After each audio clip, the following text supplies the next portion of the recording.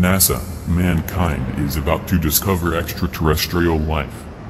This was stated by the spokesman of the National Aeronautics and Space Administration during one of the last hearings of the Committee for Science, Space and Technology of the United States.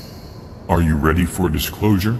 Or are you expecting little microorganisms on a distant moon in our solar system? There are many who claim that unofficially, mankind has already made contact with aliens, and not just little microorganism floating around inside a massive alien ocean, but advanced spacefaring civilizations. 25 years ago, we didn't know that planets existed beyond our solar system. Today, we have confirmed the existence of over 3,400 exoplanets that orbit other suns. And we continue to make new discoveries. Professor Thomas Zurbuchen, Associate Administrator of the Science Mission Directorate at NASA headquarters in Washington, said our civilization is on the verge of discovering evidence of alien life in the cosmos. Taking into account all of the different activities and missions that are specifically searching for evidence of alien life, we are on the verge of making one of the most profound, unprecedented discoveries in history, said Zurbuchen during the hearing of the Committee on American Science, Space, and Technology. At the hearing, Professor Zurbuchen mentioned all of NASA's recent achievements in their quest for extraterrestrial life that support his claim. 2 weeks ago, NASA's Cassini mission demonstrated the presence of hydrogen in Saturn's moon Enceladus, while the Hubble team announced the results of the second observation of the oceans of Europa, one of the moons of Jupiter. Both discoveries are potential evidence of life, said the NASA spokesman, who also highlighted the advances made in astrobiology. And while we have not yet found definitive signs of life elsewhere, our search is making remarkable progress, said Zurbuchen, who noted that NASA's number of astrobiology missions is on the rise. Mars 2020, our next explorer, and will continue to advance this quest by researching a region on Mars where the ancient environment may have been favorable for microbial life. The mission will also look for signs of past life and collect samples that will be brought back to Earth, said Professor Zurbuchen. Zurbuchen also pointed out that to prove the existence of extraterrestrial life requires the cooperation of several scientific disciplines as a whole, such as biology, geology, astronomy, planetary sciences, earth sciences, and many others. The NASA Transition Authorization Act of 2017, which President Trump signed into law last month, ensures continued American leadership in astrobiology and the search for life. It establishes the search for life's origin, evolution, distribution, and future in the universe as a fundamental objective for NASA.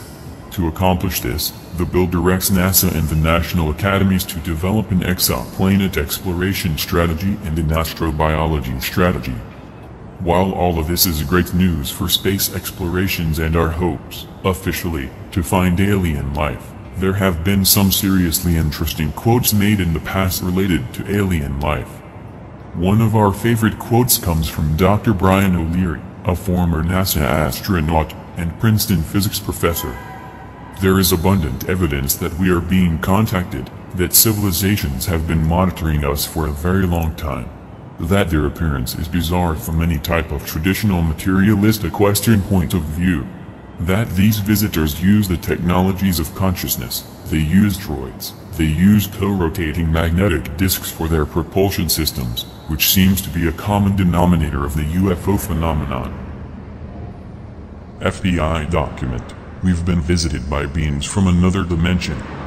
While most people are clinched into a worldwide debate about aliens, discussing UFO sightings in space, on Earth, and the sheer number of whistleblowers who have come forward saying that we aren't alone in the universe, the FBI has a very interesting document posted on their website. The declassified document states that not only have we been visited by ET, apparently we've been visited by beings from other dimensions. However, it is noteworthy to mention that the document itself did not originate within the FBI. The document, which is an extract from a 69-page document called UFO1.pdf, was written by a former university head. Nevertheless, the document was treated with great importance by the FBI, which is something I find very interesting. The official link from the FBI vault can be found here, http://vault.fbi.gov/UFO/UFO%20%20%20of%2016/view. A rewritten copy of the report can be found below. Note: some words in the original text are illegible due to the numerous notations and stamps. The document, which was received on July 8, 1947, states, "This memorandum is respectfully addressed to certain scientists of distinction, to important aeronautical and military authorities, to a number of public officials and to a few publications." The writer has little expectation that anything of import will be accomplished by this gesture. The mere fact that the data herein were obtained by so-called supernormal means is probably sufficient to ensure its disregard by nearly all the persons addressed. Nevertheless, it seems a public duty to make it available. The present writer has several university degrees and was formerly a university department head. A very serious situation may develop at any time with regard to the flying saucers. If one of these should be attacked, the attacking plane will almost certainly be destroyed. In the public mind, this might create near panic and international suspicion. The principal data concerning these craft is now at hand and must be offered, no matter how fantastic and unintelligible it may seem to minds not previously instructed in thinking of this type. Part of the discs carry crews, others are under remote control. Their mission is peaceful. The visitors contemplate settling on this plane. These visitors are human-like but much larger in size. They are not excarnate Earth people but come from their own world. They do not come from a planet as we use the word, but from an etheric planet which interpenetrates with our own and is not perceptible to us. The bodies of the visitors, and the craft, automatically materialize on entering the vibratory rate of our dense matter. The discs possess a type of radiant energy or array, which will easily disintegrate any attacking ship. They re-enter the etheric at will, and so simply disappear from our vision, without a trace. The region from which they come is not the astral plane, but corresponds to the locus ortalis. Students of esoteric matters will understand these terms. They probably cannot be reached by radio, but probably can be by radar. If a signal system can be devised for that apparatus, we give information and warning and can do no more. Let the newcomers be treated with every kindness. Unless the discs are with illegible, illegible, with which our culture and science are incapable of dealing. A heavy responsibility rests upon the few in authority who are able to understand this matter. Addendum: the locus are oval-shaped, fluted length, oval with a heat-resisting metal or alloy not yet known. The front cage contains the controls, the middle portion the laboratory, the rear contains armament, which consists essentially of a powerful energy apparatus, perhaps a ray.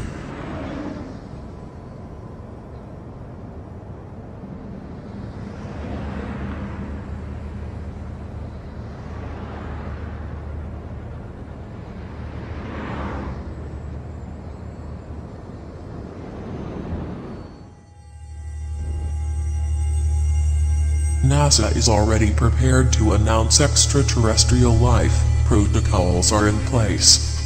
Just imagine if SETI telescopes actually pick up a signal from a distant star system. What would happen then? Could we understand it?